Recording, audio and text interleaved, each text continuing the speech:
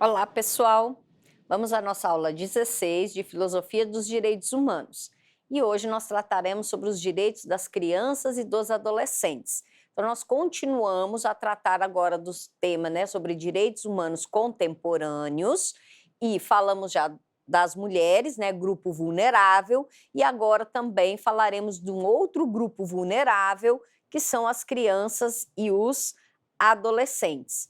Bom, a norma que inaugura a proteção dos direitos, da criança e do adolescente no plano internacional, ou seja, no sistema global, é a Declaração de Genebra, em 1924. Ela é aprovada, então, pela Liga das Nações, que reconheceu a necessidade de proteção às crianças. Lembra lá historicamente, né? A Liga das Nações, ela é a precursora da ONU, que era já uma organização de países, ela em 1930 ela se desconsolida, né? Ou seja, ela perde aí digamos, a própria forma de unicidade dela, e os países novamente só vão se organizar lá no pós-guerra de 45, lembram, né?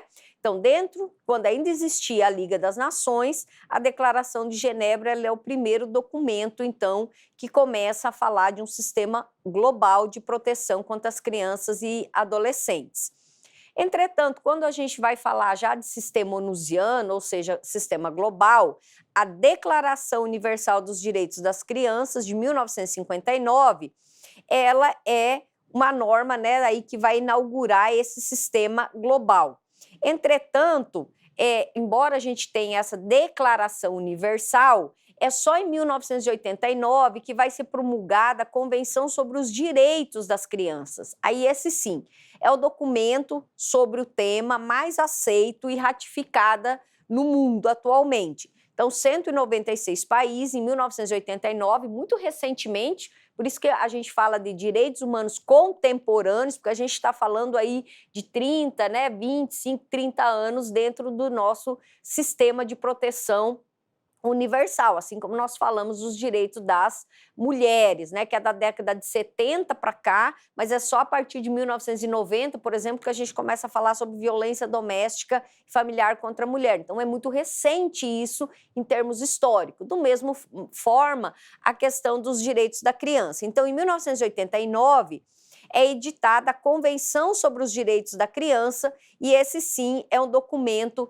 que os países, os Estados-membros da ONU, chamam para o seu direito interno.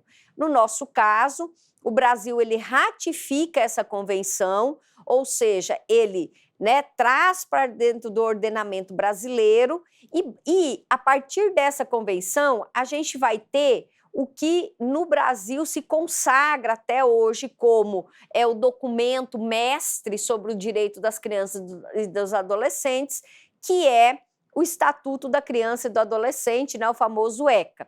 Mas antes da gente chegar no nosso estatuto, vamos entender algumas diferencinhas que nós temos entre a Convenção Internacional, sobre os direitos da criança e do adolescente, para o nosso estatuto. Bom, para a Convenção de 89, ela diz que criança, é todo ser humano menor de 18 anos. Então, ela estabelece o marco 18 anos. Nós vamos verificar que no Brasil essa divisão é diferente. O Estatuto da Criança e do Adolescente, ele classifica como criança toda pessoa de até 12 anos de idade, ou seja, 12 anos incompletos, e de 12 a 18 como adolescente.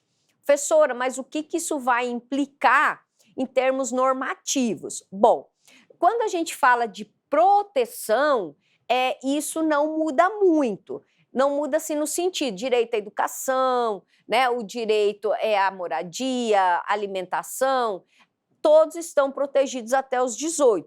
Mas quando a gente fala, por exemplo, de punição, ou seja, um infrator penal, aquele adolescente que comete algum ato infracional equiparado a crime, aí é diferente, isso faz toda a diferença. Por quê?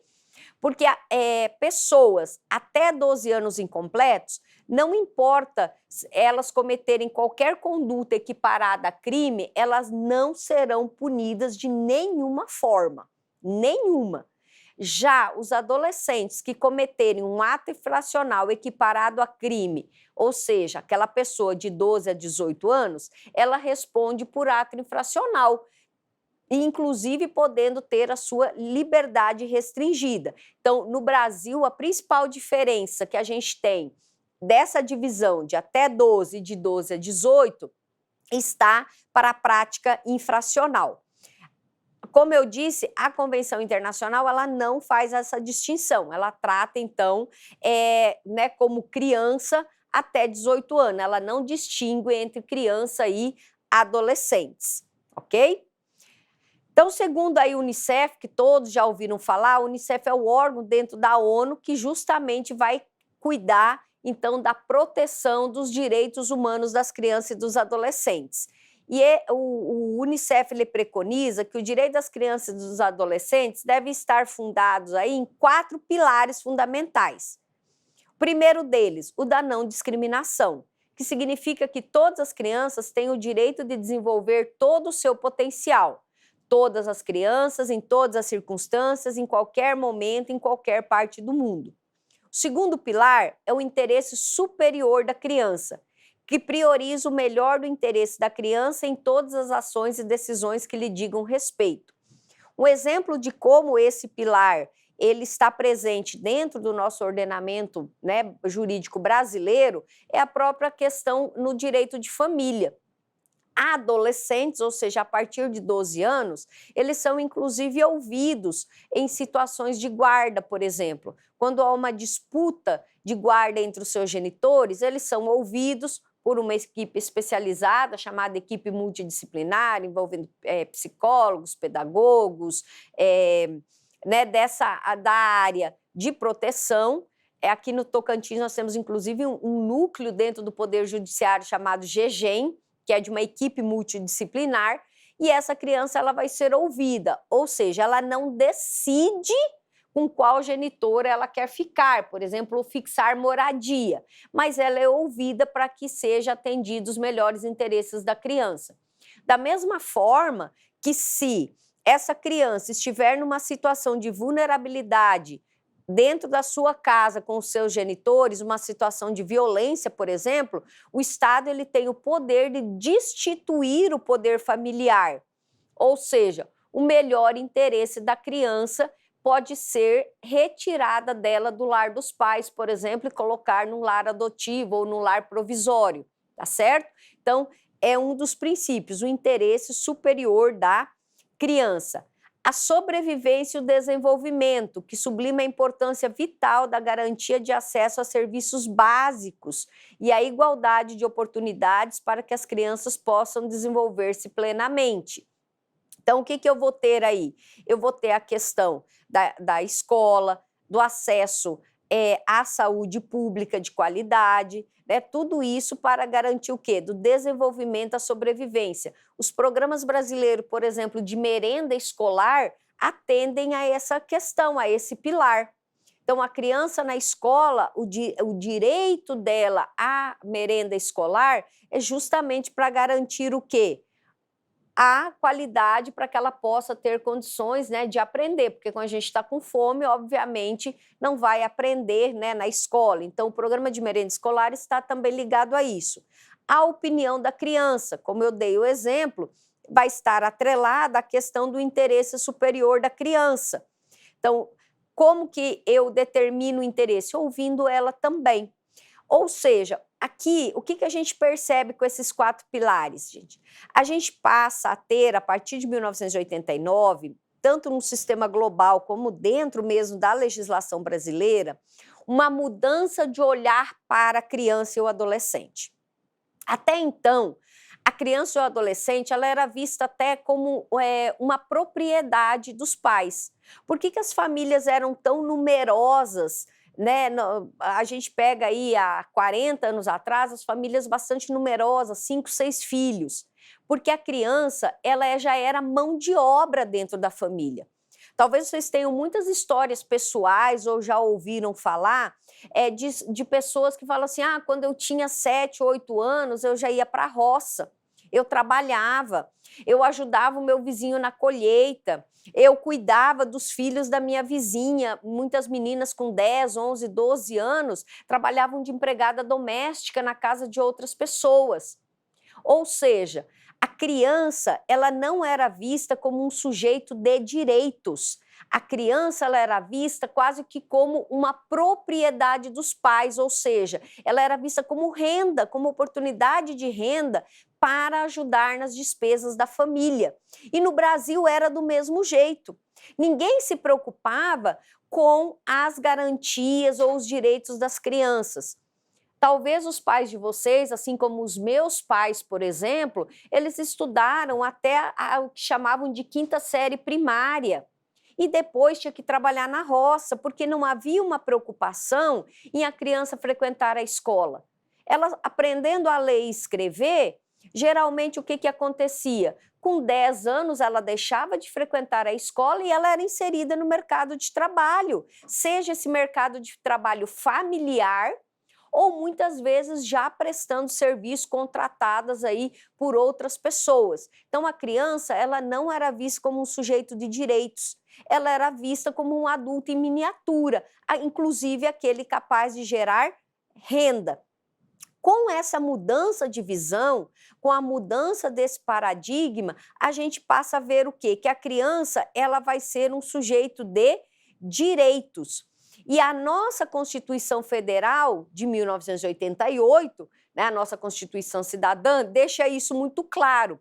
Nós assumimos no Brasil o princípio ou a doutrina da proteção integral à criança e ao adolescente. Então, a Constituição Federal de 1988, ela já traz para o ordenamento jurídico brasileiro, como princípio fundamental, a proteção integral, ou seja, ela traz o conceito de que a criança e o adolescente, elas fazem parte de um sistema de proteção coletiva. Como eu coloquei aqui no slide, a Constituição ela traz o conceito de responsabilização coletiva para proteger as crianças e adolescentes. Como diz o provérbio africano, é preciso uma aldeia inteira para educar uma criança.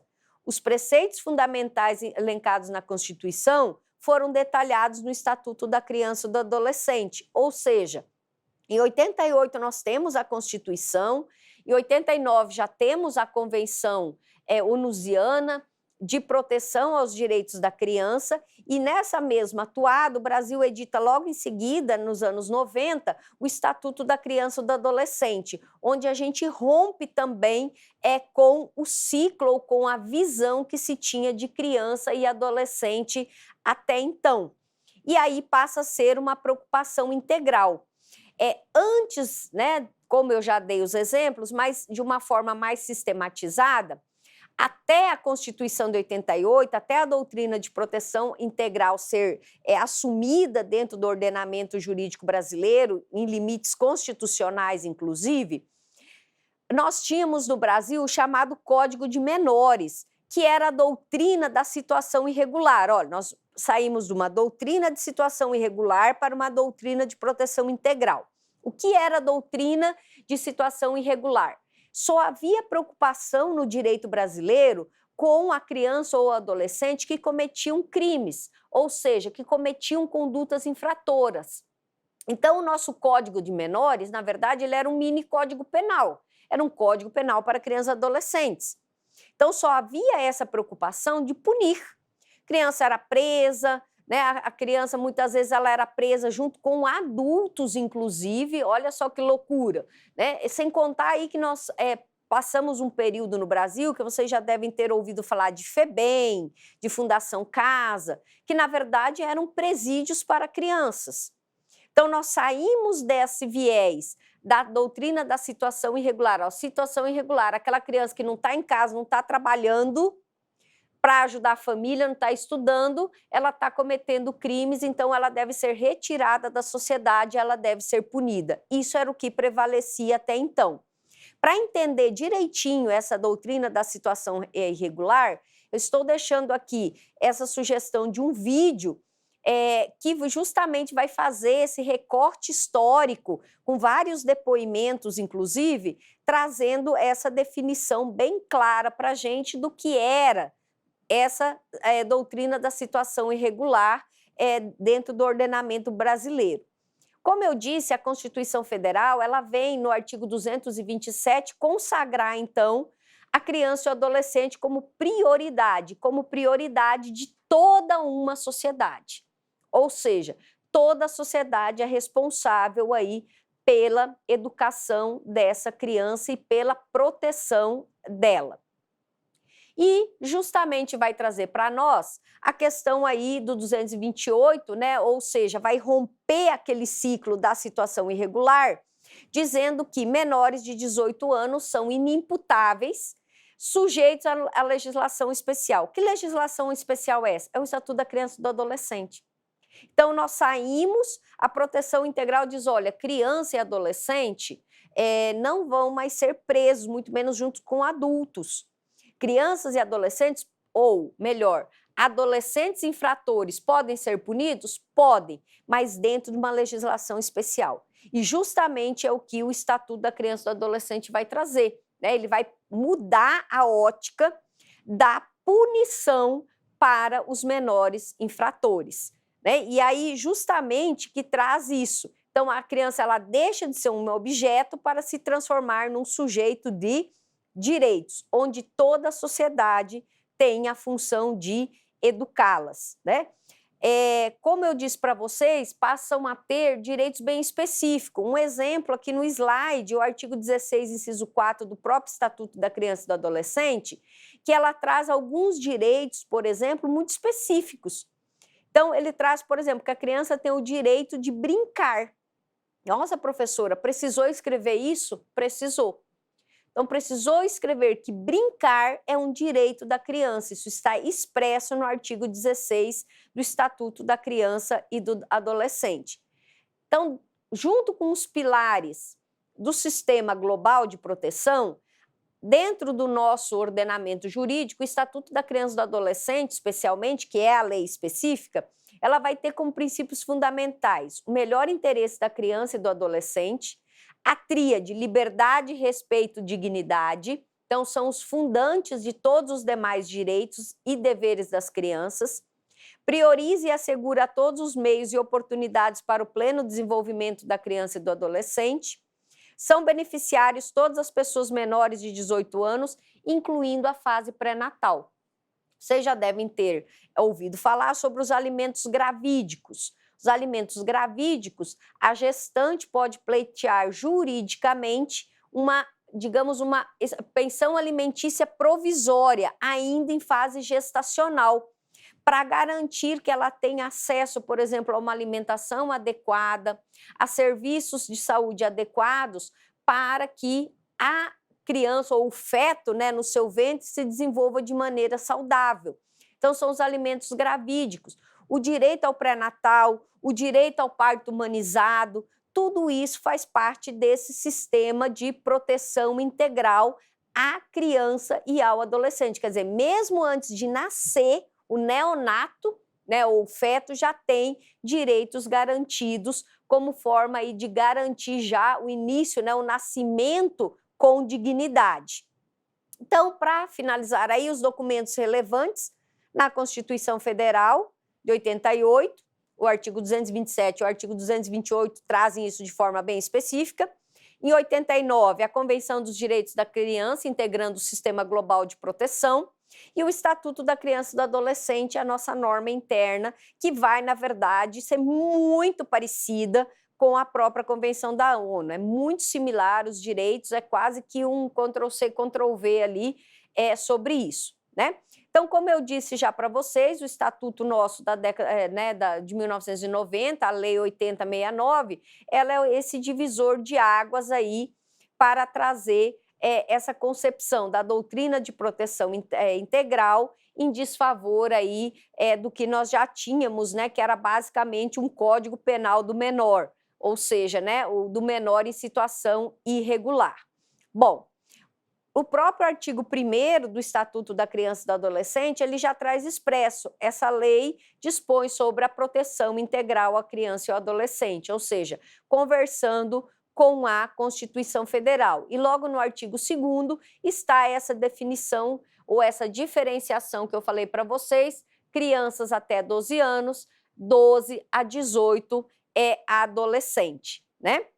Então nós temos aí, recentemente, nós tivemos ali a Lei do Menino Bernardo, né, de 2014, que também veio instituir uma série de direitos, inclusive dentro da esfera criminal, né, de proteção, e a última de 2022, vigente há poucos meses, que é a Lei Henri Borel, que justamente, além de ela, por exemplo, trazer a qualificadora de número 9 no artigo 121 no Código Penal, que é matar, né, menor de 14 anos, ou seja, como uma qualificadora específica, ela vai trazer todo um sistema, uma criação de um sistema de proteção de forma administrativa, incluindo, inclusive, a criação de um sistema nacional de estatísticas. Ou seja, vamos conhecer melhor como isso vai ser, né, a forma como esses dados todos sobre proteção serão, a partir de agora, direcionados a um único órgão que vai, né, a partir das estatísticas, trazer, por exemplo, políticas públicas para ampliar essas proteções. Para finalizar, um caso aí, né, que o Brasil, já que nós já estudamos o papel da Comissão, da Corte Interamericana, esse caso da Comissão Interamericana de Direitos Humanos, a comissão denunciou o Brasil na Corte, só que o processo ainda na Corte ele não foi instaurado, mas a comissão é uma notícia em que o Brasil, um caso, né, dos funcionários da fábrica de fogos de Santo Antônio de Jesus versus Brasil. Pessoas morreram queimadas dentro dessa fábrica e entre elas estavam crianças trabalhando em situação irregular, em situação inclusive análoga à escravidão. Então leiam a notícia e o caso aí para vocês entenderem novamente como um caso concreto sai, né, dos limites das fronteiras do Brasil, vai parar na comissão e esse caso agora também a comissão denunciou para a corte, para a gente entender essa sincronia desses órgãos de proteção.